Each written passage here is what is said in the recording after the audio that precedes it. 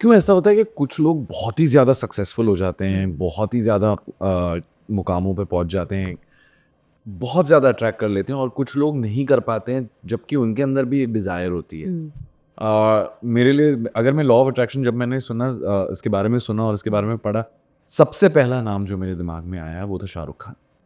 क्योंकि शाहरुख खान जब मुंबई आया था और कुछ नहीं था, ना ही कोई फिल्म बैकग्राउंड था, कुछ नहीं था, एवरेज लुकिंग एक बंदा, रिजेक्शंस बहुत मिले, बट वो हर रोज़ मरीन ड्राइव पे जाके हर रोज़ आसमान में देख के कहता था कि एक दिन मैं इस शहर पे राज करूंगा, एक दिन मैं इस इंडस्ट्री का किंग बनूंगा, and these were his words. उस इंसान ने वो कर दिखाया, एग्जाम्पल सेट कर दिया। एग्जाम्पल सेट कर दिया। तो उसी तौर से मैं पूछना चाहूंगा कि आज के टाइम पे ऐसे कई सेलिब्रिटीज हैं जो आज लॉ ऑफ अट्रैक्शन के बारे में बात कर रहे हैं।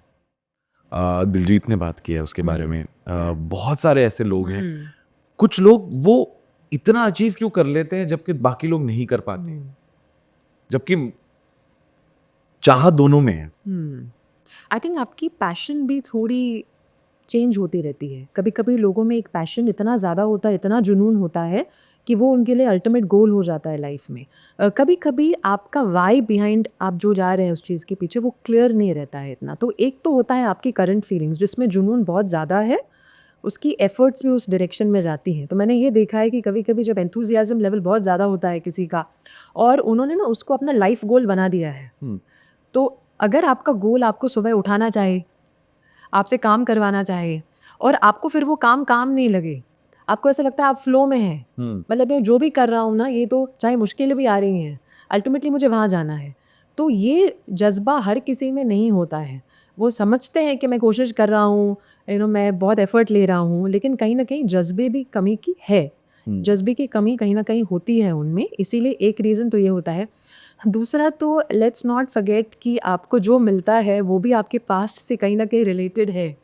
So karma has a big role to play. Karma has a big role to play. आपको समझना पड़ेगा कि आपके ऊपर ना एक बड़ा बादल, एक क्लाउड है कर्मा का। और आपके सपोज अक्यूमुलेटेड लाइफ टाइम से अक्यूमुलेटेड कर्मा जो है इतनी सारी है, उसमें से आप छोटा सा चुनकर इस लाइफ में आए हैं, जिसको हम प्रारब्ध भी बोलते हैं, है ना, हमारी डेस्टिनी बोलते हैं।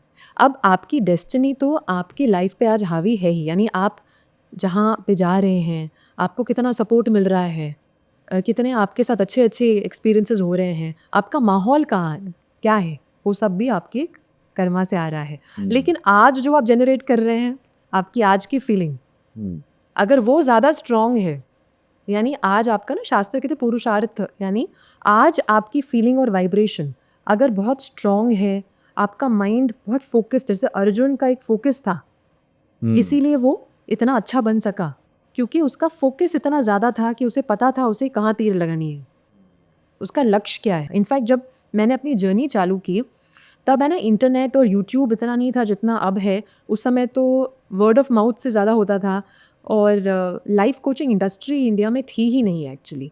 पर्सनल डेवलपमेंट में तो कुछ मोटिवेशनल स्पीकर्स थे। तो जब मैंने काम शुरू किया तब मुझे ये एहसास हुआ कि लोग समझ भी नहीं रहे कि हम क्या करें। ट्रेडिशनल काउंसलिंग वहाँ पे हुआ करता था। तब ऐसा था कि अगर आपको कोई चीज़ चाहिए तो आप ये सोचते थे कि चलो ये मेरा गोल है, मुझे इसके पीछे काम करना है, और मुश्किलें आएंगी, ठीक है, हमको यहाँ इस डायरेक्शन में जाना है। तब लोगों के हम ज़्यादा सुनते थे। अब तो क्या है कि राक्षस बहुत बड़ा बन चुका है, अब तो हम सोशल मीडिया के सुनते हैं। तो उस समय की जो डिफ़िकल्टीज थी आज के मायने तो कुछ भी नहीं है।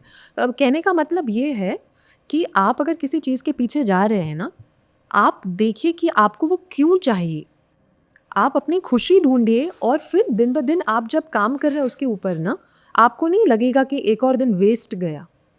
पर्पस होना जिंदगी में बहुत इंपॉर्टेंट, बहुत इम्पोर्टेंट है। क्लैरिटी बहुत, क्लैरिटी, पर्पस और एक गोल, और एक फिक्स्ड गोल कि मेरे को यहाँ पहुंचना है। जी बिल्कुल।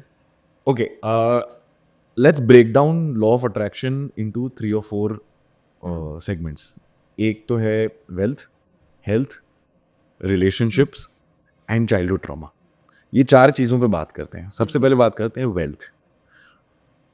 अभी मैंने एक जेंटलमैन के साथ शूट किया था, संजय खतूरिया जी। तो उनसे मैंने एक सवाल पूछा था, जो उन्होंने बोला कि भाई अगर कोई इस मुकाम पे है ना, या इस पोजीशन में है ना, तो मैनिफेस्ट करो। मैनिफेस्टेशन बहुत ज़रूरी होता है, क्योंकि वो जब कुछ और काम नहीं कर रहा होता तब मैनिफेस्टेशन आपकी लॉजिक जहाँ खत्म होती है वहाँ से मैनिफेस्टेशन हम्म। शुरू होता है.